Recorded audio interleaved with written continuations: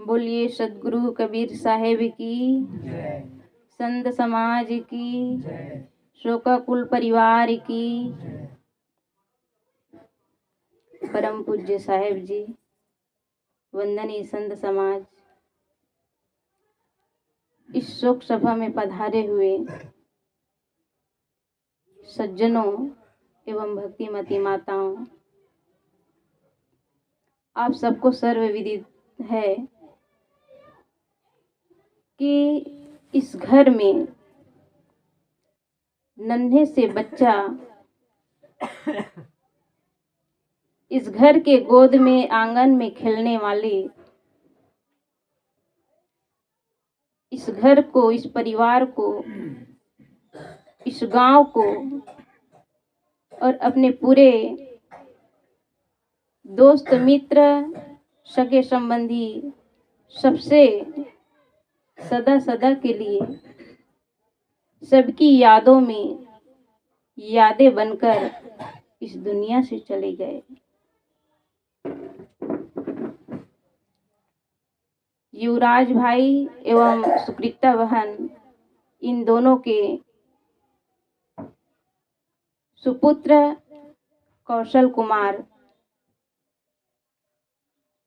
10वीं क्लास में पढ़ रहे थे।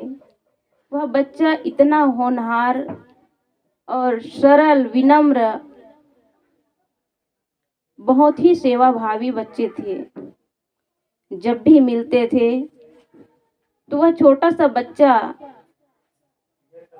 ऐसा लगता था मानो वो बहुत बड़े सयान हो। जब भी मिलते थे तो कहते थे, साहब जी कब आए, कैसे हैं।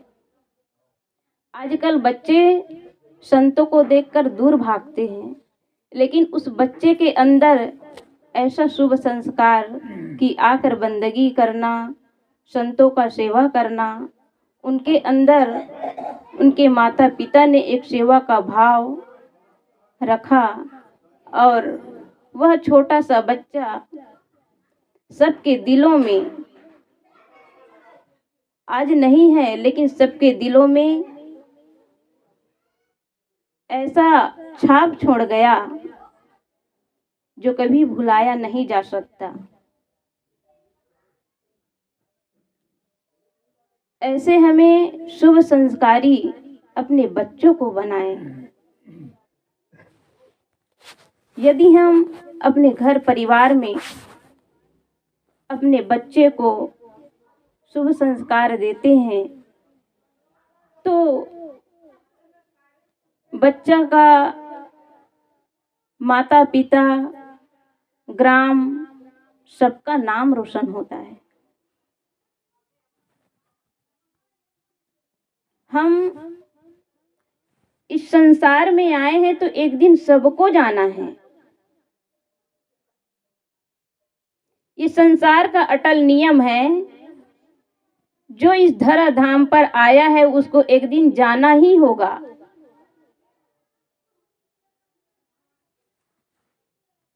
चाहे वह राजा हो या रंक हो, सबको एक दिन मौत की गोद में समाना ही पड़ता है। हम जिसके लिए रो रहे हैं वह शरीर हमारे बीच नहीं है, उसके लिए रो रहे हैं। लेकिन यह जीव पंच भौतिक शरीर को छोड़कर अपने कर्म के अनुसार वह दूसरा शरीर धारण कर लेता है, दूसरे माँ के गर्भ में जाकर अपने शरीर का निर्माण करना आरंभ कर देता है। लेकिन हम उसी शरीर के लिए रोते हैं जो हमें पुनः नहीं मिल सकता। चाहे हम लाखों कोशिश कर लें, लेकिन वह शरीर हमें उसी रूप में प्राप्त नहीं हो सकता। वही जीव आ सकता है हम सबके बीच, लेकिन हमें ये पता नहीं होगा कि यही जीव है, क्योंकि शरीर के परिवर्तन से हमें पता नहीं होता है। इसलिए यह शरीर परिवर्तन है। लेकिन आत्मा कभी मरती नहीं है, आत्मा अमर है। जिस शरीर के लिए हम रो रहे हैं वह शरीर नहीं आ सकता। यदि आने का होता तो बड़े बड़े डॉक्टर है, वैज्ञानिक है, वो सब अपने परिवार के लोगों को नहीं खोते। लेकिन ये संसार का नियम है, जो जन्म लिया है इस धरती पर उसको एक दिन जाना ही है। चाहे हम कितना भी कोशिश कर लें, इस शरीर के अवधि को 1 सेकंड न बढ़ाया जा सकता है, न ही 1 सेकंड घटाया जा सकता है।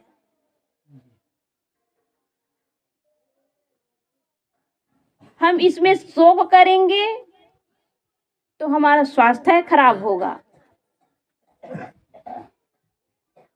एक बार एक माँ अपने बेटे के शव को देखकर वह बिस्तर से अपने बेटे को नीचे जमीन पर लेटा देती है और लेटा करके अपने पड़ोसियों को बताती है कि मेरे बेटे का ऐसा, उसका शरीर शांत हो गया है। लोग आए, देखे, सब रोने लगे और वह जो माता थी बीजक को अपने हाथ में लेकर वह पाठ करने लगी। लोग सब आए, देखे तो लोगों को ऐसा लगा कि ये माता को कहीं सदमा तो नहीं हो गया है। लोगों ने पूछा, आपको पता है कि ये क्या हो रहा है?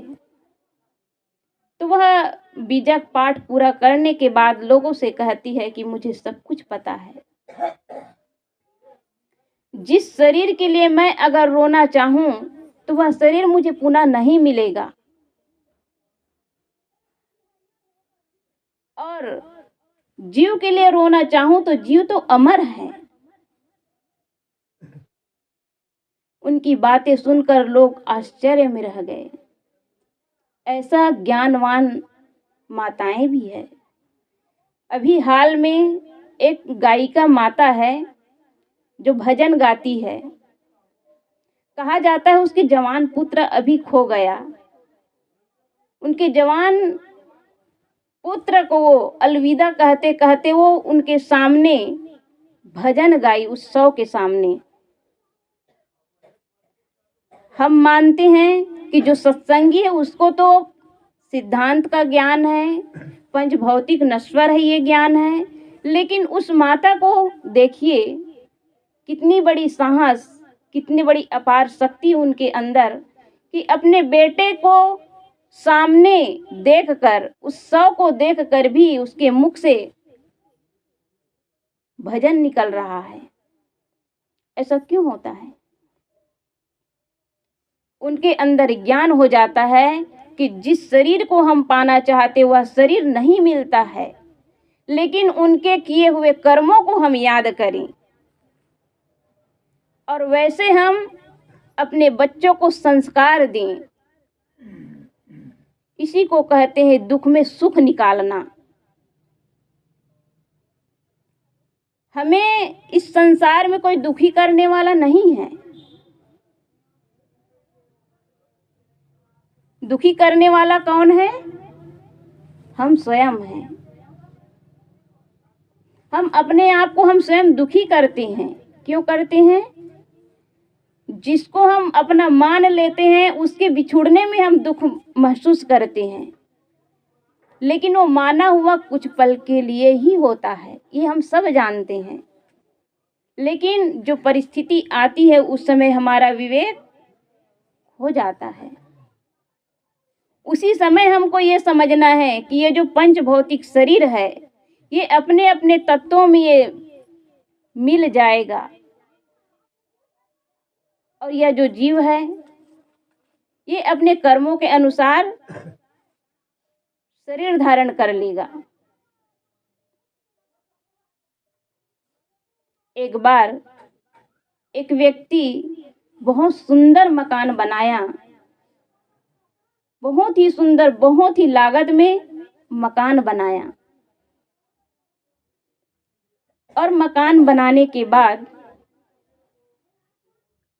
उस मकान का उद्घाटन करना था।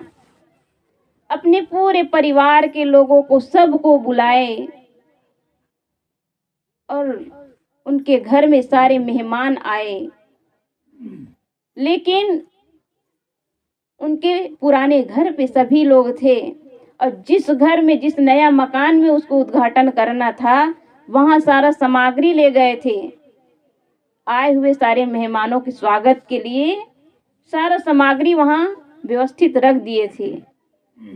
और उस घर में प्रवेश करते, वहां की व्यवस्था देखने के लिए लोग जाते। इसी बीच उनके घर में सूचना आई कि जिस घर का उद्घाटन करने जा रहे हैं, वहां गैस सिलेंडर फटने से वह मकान धराशायी हो गया। ये सुनकर उनके घर के लोग रोने लगे। परिवार के लोग रोने लगे कि इतने लागत में बना हुआ सामान, इतना बड़ा मकान सब छूट गया। तभी उस घर के मालिक वहां पर जाते हैं और लोग वहां पर आग को बुझा रहे थे। तो वहां के जो मकान मालिक जाकर खूब ताली बजा बजाकर हंसने लगा। तब लोगों ने कहा कि भाई साहब, आपको पता है ये क्या हो रहा है? आप हंस क्यों रहे हैं? तो वह मकान मालिक कहते हैं कि मैं हंस इसलिए रहा हूं कि बहुत ही अच्छा हुआ जो मकान धराशायी हो गया। तब लोगों ने यही समझा कि इनका दिमाग कुछ सदमा लग गया है। तो वो व्यक्ति कहते हैं कि देखिए, यदि हमारे पूरे परिवार के लोग यहाँ पर रहते और उसी समय यह धराशायी होता तो पूरा परिवार तहस नहस हो जाता। ये तो बहुत बड़े सौभाग्य की बात है कि केवल सामान ही नष्ट हुआ है। तो ये होता है दुख में भी सुख निकालना। तो हम दुख में भी सुख निकाल सकते हैं। चींटी को जानते हैं? चींटी का काम होता है, चींटी को आप बहुत सुंदर मकान बना लीजिए, महल बना लीजिए और उस चींटी को आप छोड़ दीजिए उस महल में, वो कहीं ना कहीं अपना छेद बना लेता है। क्यों बना लेता है? उनका काम है, चींटी का काम है कि वो अपने कहीं ना कहीं स्थान बना लेगा, छेद करने का काम कर लेता है। ऐसे ही कमजोर मन के लोग होते हैं जो सुख में भी दुख निकाल लेता है, और जिसका दिल बड़ा होता है, जिसके पास ज्ञान है, विचार है, सद्विचार है, सद्गुण है, वह दुख में भी सुख निकाल लेता है। तो हम सबको यही समझना है कि जिस पुत्र को हमने अपने गोद में पाया, खिलाया, वह आज हमारे बीच नहीं है, लेकिन उसकी यादें हमारे साथ सदैव रहेगा। माँ की आंखें हमेशा उनकी ढूंढ रही होगी कि मेरा बेटा आता था, माँ माँ चिल्लाता था। बता रही थी अभी बहन जी कि वो अंतिम सांस तक बोलते ही रहा। उनको सांस लेने में भी तकलीफ हो गई, बोल नहीं पा रहा था, लेकिन सिर हिला रहा था कि माँ मैं ठीक हूं। माँ को वो एक ढांढस दे रहा था। तो ऐसे बच्चे होते हैं, उनको तकलीफें हो रही थी, फिर भी वो हिम्मत जुटा रहा था, बोल रहा था।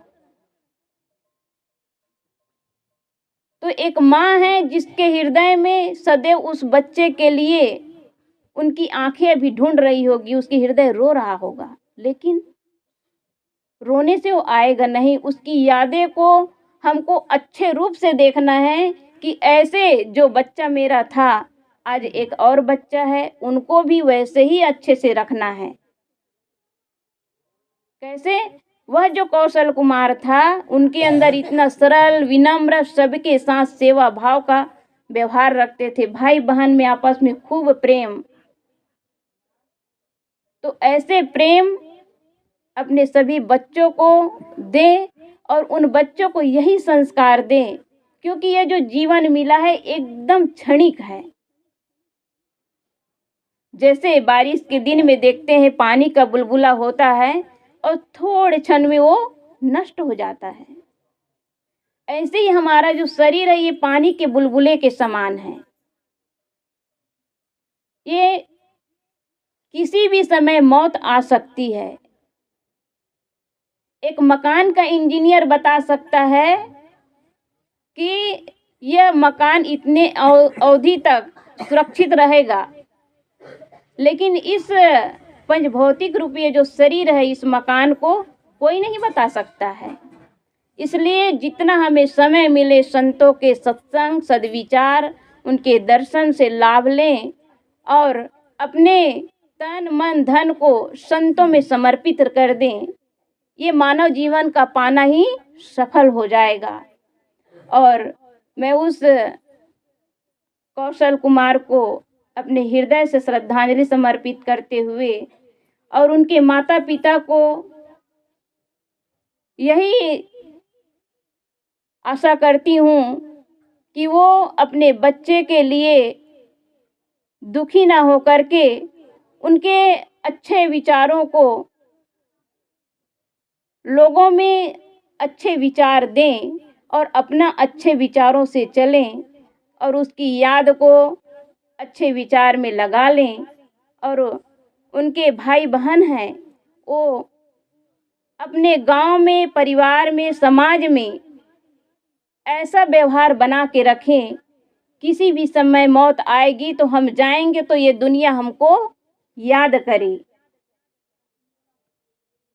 ये दुनिया हमें याद करे। जीना ऐसे जीना हो, जी न कोई तड़फाए तू। जीना ऐसे जीना हो, जी न कोई तड़फाए तू। तू न हो दुनिया में तो दुनिया को याद आए तू। बस इन्हीं शब्दों के साथ मैं अपनी वाणी को विराम देती हूँ। बोलिए सद्गुरुदेव की जय।